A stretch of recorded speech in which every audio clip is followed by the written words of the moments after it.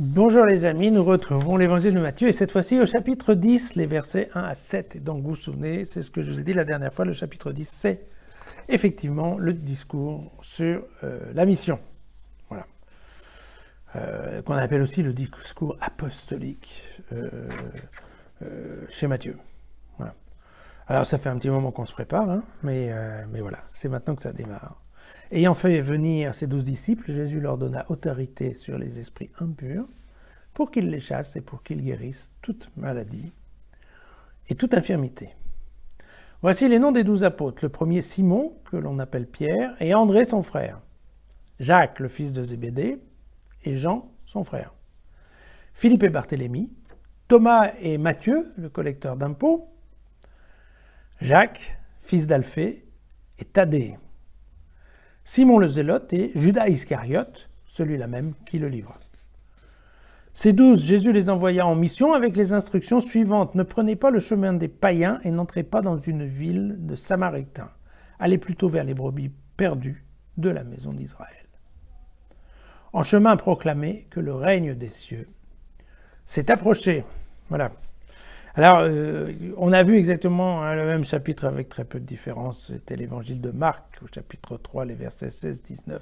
C'était le 21 janvier dernier. Voilà. Vous pouvez retourner voir mon commentaire à l'époque, il vous donnera à peu près la destinée de chacun des apôtres. Et je vous disais qu'effectivement, à part Jean, ils vont tous y passer. Et ils vont tous mourir d'une mort extrêmement violente en martyr. Voilà. Pourquoi chaque fois, ensuite, il faut bien réfléchir à ça, c'est que quand on lit l'Évangile et un certain nombre de recommandations qui sont données aux disciples, eh bien, il ne faut pas oublier qu'en effet, la vie de disciple est tout à fait dangereuse. Voilà un point de détail concernant Thaddée, il y a plusieurs versions. Alors, on parle aussi de Lebé ou de Judas, mais un Judas qui serait fils de Jacques. Alors, on ne sait pas trop, d'ailleurs, pour être très honnête, on ne sait même pas trop s'ils étaient vraiment 12. Hein, d'accord ? Faire attention, parce que là, la piété populaire, comme on appelle ça, a souvent pris la place d'une réelle recherche historique. Et donc, ben oui, évidemment, il y a des fois, voilà, on a décidé qu'ils étaient 12 apôtres. Et pour revenir sur cette idée ensuite, ça ne va pas être facile. Voilà.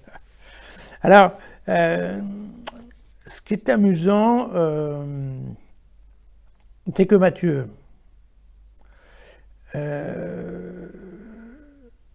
enfin, on verra ça après, mais on verra ça plus tard, mais très clairement, voilà, c'est comme ça.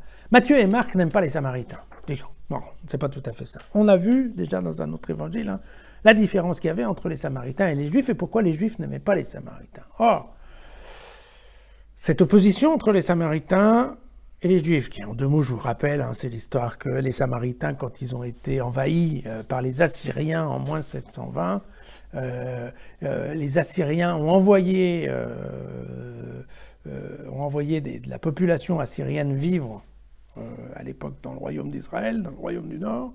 Et donc, en effet, les populations se sont mélangées. Il y a beaucoup d'enfants qui sont nés de femmes assyriennes, donc non juives. Et donc, très évidemment, pour le peuple du Sud, qui lui n'avait pas été envahi, ils ont toujours considéré que le peuple du Nord, eh bien, avait perdu de sa pureté, puisqu'effectivement, comme vous le savez, chez les Juifs, ce sont les femmes qui passent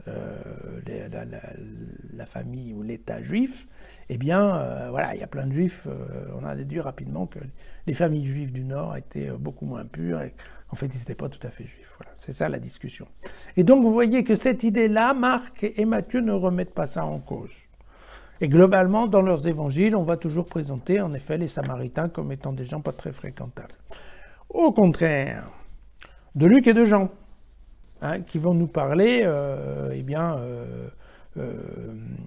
cette fois-ci, ils nous parleront de la Samaritaine, hein, par exemple, et puis ils nous parleront aussi du bon Samaritain. Donc vous voyez, il y aura des exemples dans lesquels, en effet, pour Luc et pour Jean, ils vont essayer de dépasser cette opposition entre les Juifs et les Samaritains pour dire, mais non, en fait, vous savez, les Samaritains, c'est des gens comme nous et ils sont plutôt pas mal. Voilà.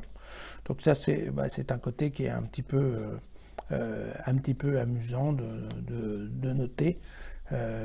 Parce que, après, c'est vrai que quand on essaye de comparer, voilà, les Jésus des uns et des autres, ben, vous voyez que voilà, il y a un Jésus qui aime bien les Samaritains, l'autre qui l'aime pas. Bon, là, très clairement, selon Matthieu, Jésus leur dit, mais non, allez pas vous perdre à Tyr et à Sidon chez les païens, allez pas vous perdre en Samarie, allez plutôt, restez plutôt en Judée pour récupérer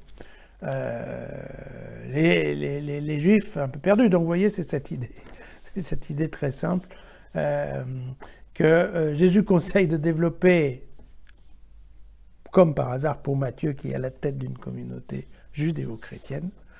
Voilà, Jésus aurait conseillé de démarrer par construire une société judéo-chrétienne plutôt que de construire une communauté pagano-chrétienne. Voilà.